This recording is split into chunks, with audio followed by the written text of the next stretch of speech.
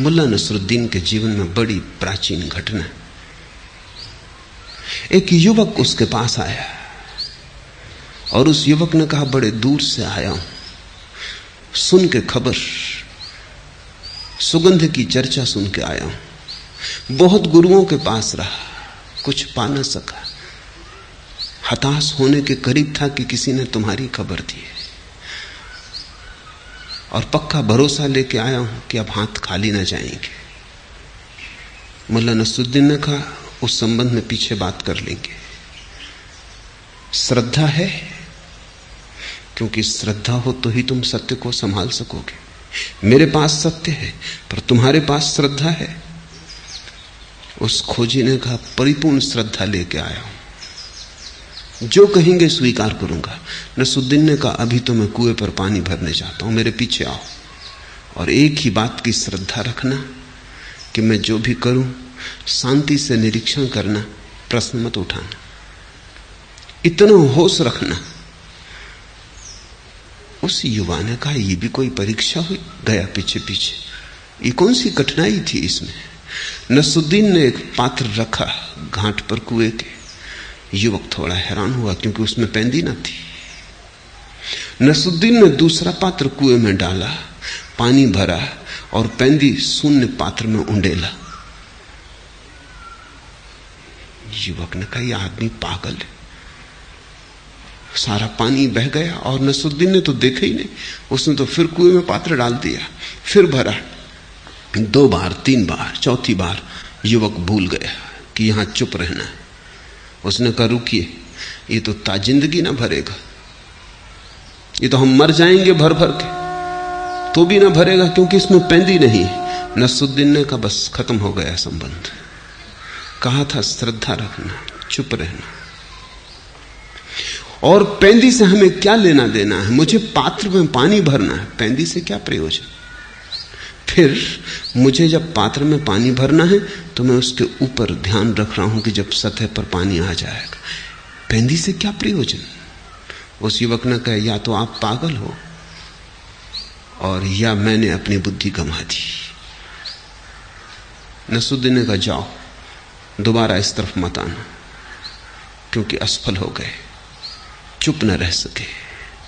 अभी तो और बड़े इम्तिहान आने को थे।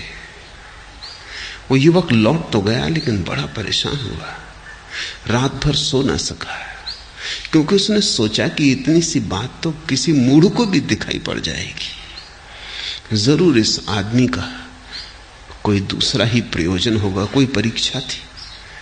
मुझे चुप खड़े रहना चाहिए था, मैं चूक गया। ये गुरु मिला तो अपने हाथ से चूक गया। मेरा क्या बिगड़ता था?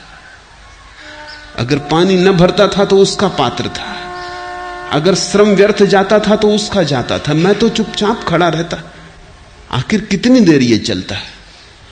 मैंने जल्दी की, मैं चूक गया। वो दूसरे दिन वापस आया, बहुत क्षमा मांगने लगा। नसरुद्दीन ने कहा कि नहीं, जितनी समझदारी तूने मुझे बताई, अगर इतनी ही समझदारी तू अपनी जिंदगी के प्रति बताए तो मेरे पास आने की कोई जरूरत नहीं। जिस पात्र को तू भर रहा है उसमें पैंदी है। उसने कहा, कौन सा पात्र? नसरुद्दीन ने कहा, फिर तू चूक गया। उतना ही इशारा था, तुझे दिखाई पड़ गया कि पात्र में पैंदी ना हो तो भरा नहीं जा सकता। तूने इतने दिन से वासनाएं भरी, कामनाएं भरी, अब तक नहीं भर पाई। कहीं ऐसा तो नहीं कि उनमें पैंदी नहीं? लेकिन फुर्सत कहां है हमें? कौन चिंता करता है पैंदी की? जब भरना है तो हम भरने का विचार करते हैं। नहीं भर पाते तो सोचते हैं दूसरे बाधा डाल रहे हैं। नहीं भर पाते तो सोचते हैं श्रम जितना करना था उतना नहीं किया, भाग्य ने साथ ना दिया। 1000 कारण खोज लेते, पर एक बात नहीं देखते, कहीं ऐसा तो नहीं कि वासना दुष्पूर है। तो मैं कहता हूं, न भोगो न त्यागो, जागो।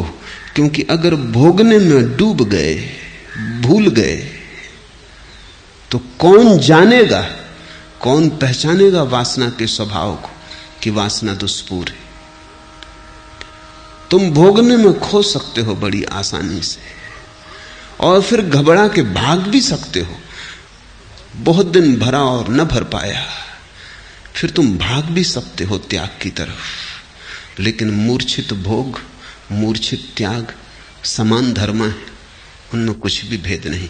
मंदिर में बैठो कि मकान में, दुकान में बैठो कि हिमालय पर, कुछ अंतर नहीं है। अगर तुम मूर्छित हो तो तुम वही हो। अंतर तो केवल एक है, क्रांति तो केवल एक है, मूर्छा से जागरण की। इसलिए बुद्ध कहते हैं वासना का स्वभाव, उपनिषद कहते हैं वासना का अनुभव, और मैं तुम्हें दे रहा हूं सूत्र वासना को अनुभव करने का।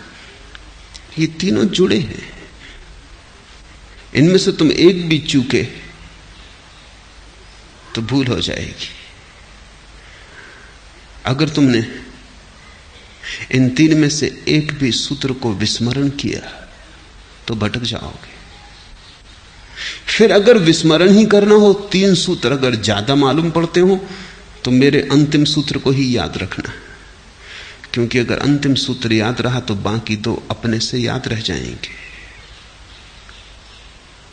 वासना दुष्पूर है ऐसा बुद्ध कहते हैं, ऐसा तुमने अभी जाना नहीं। भोग अंततः त्याग में ले जाता है ऐसा उपनिषद कहते हैं, तुम्हें अभी ले नहीं गया। वासना में तुम इतने दिन जिए हो, बुद्ध से थोड़े ज्यादा ही जिए हो। बुद्ध को तो 2500 साल हो गए छुटकारा पाए, तुम 2500 साल ज्यादा अनुभवी हो, फिर भी तुम्हें वासना दुष्पूर न दिखी। उपनिषद को तो लिखे 5000 साल हो गए।